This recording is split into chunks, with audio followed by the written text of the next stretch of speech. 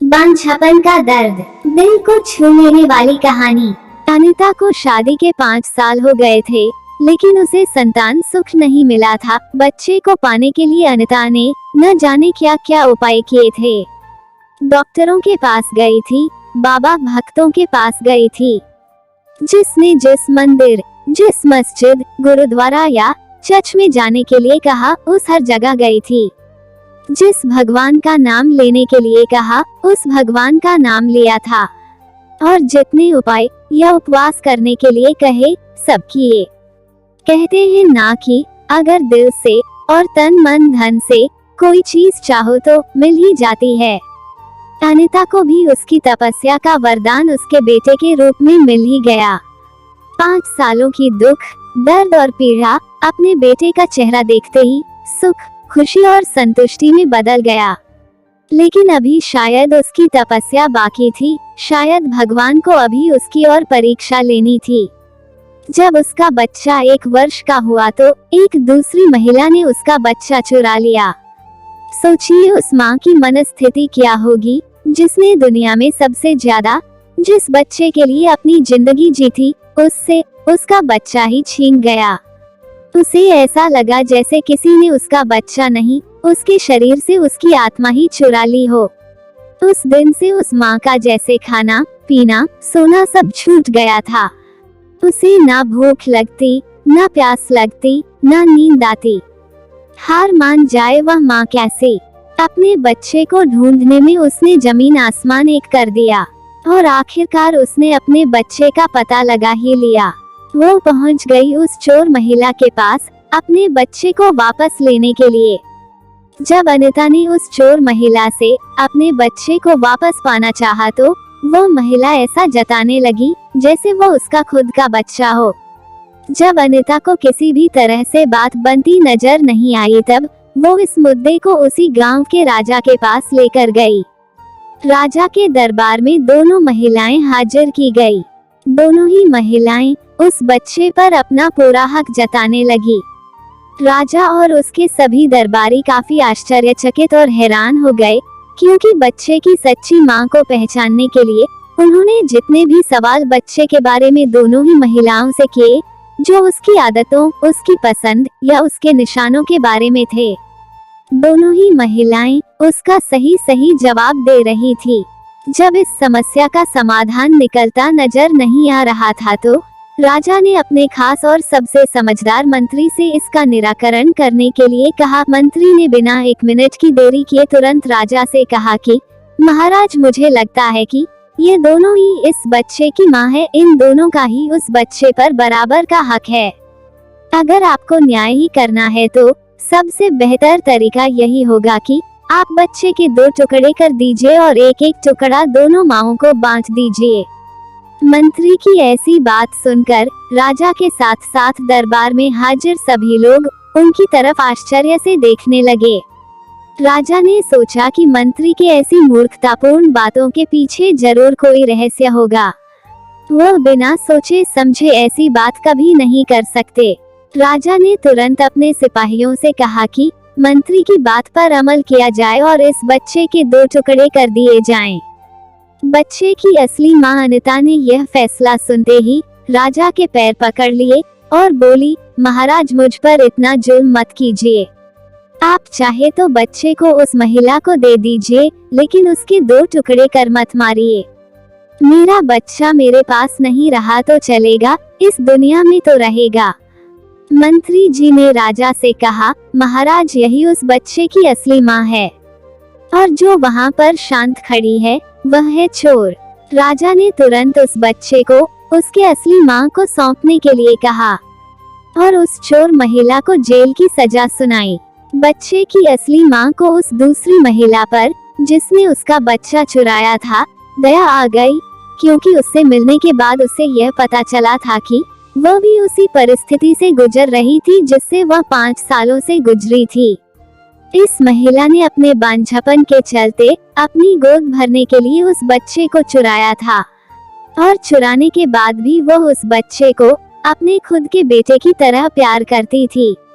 बच्चे की असली मां ने दरबार में विनती कर उस महिला को माफ करने के लिए कहा। उसके कहने पर राजा ने उस महिला को भी माफ कर दिया और इस तरह राजा की सूझबूझ से बच्चे को असली मां को सौंप दिया गया। अनीता अपने बच्चे को पाकर काफी खुश हुई और राजा को धन्यवाद दिया। मित्रों, वीडियो अच्छी लगी हो तो चैनल को सब्सक्राइब कर लीजिए। वीडियो को अंत तक देखने के लिए दिल से धन्यवाद। ये क्या बहू, अभी तक सो रही हो? पता है सुबह के 10 बज गए हैं। राधा जी एक आम मध्यम वर्गीय परिवार की मुखिया थी। वे अपने बेटे शुभम और बहू मनीषा के साथ रहती थी। एक बेटी सीमा थी जो कि शादी के बाद अमेरिका में बस गई थी। राधा जी के पति की मृत्यु बहुत पहले ही हो चुकी थी। शुभम और मनीषा की शादी को 5 साल हो गए थे, लेकिन अब तक उनकी कोई संतान नहीं थी। राधा जी की बहू मनीषा भी जॉब करती थी, जो कि राधा जी को बिल्कुल भी नहीं सुहाता था।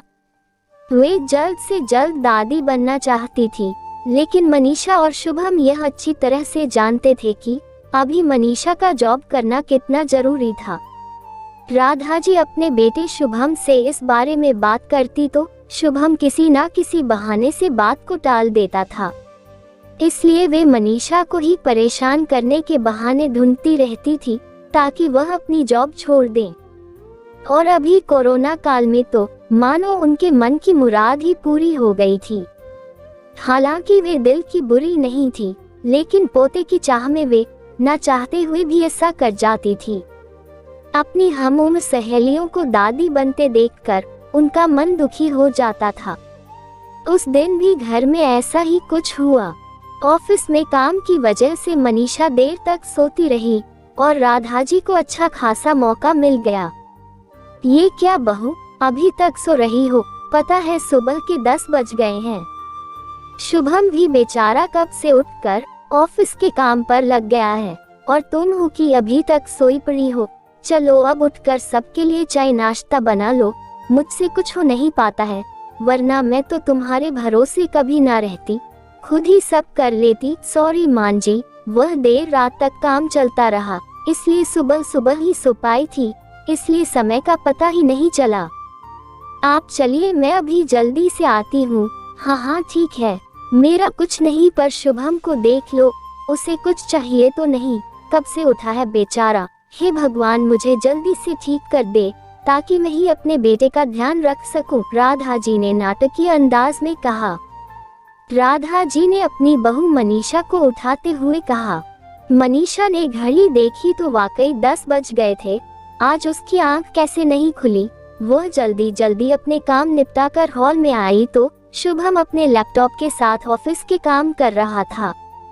उसने किचन में जाकर चाय नाश्ता बनाया और फिर रात के बर्तन साफ किए और झाड़ू पोंछा करके नहाने चली गई। दरअसल कोरोना वायरस की बढ़ती बीमारी की वजह से शहर में पूरी तरह लॉकडाउन किया गया था, इसलिए काम वाली बाई भी नहीं आ रही थी।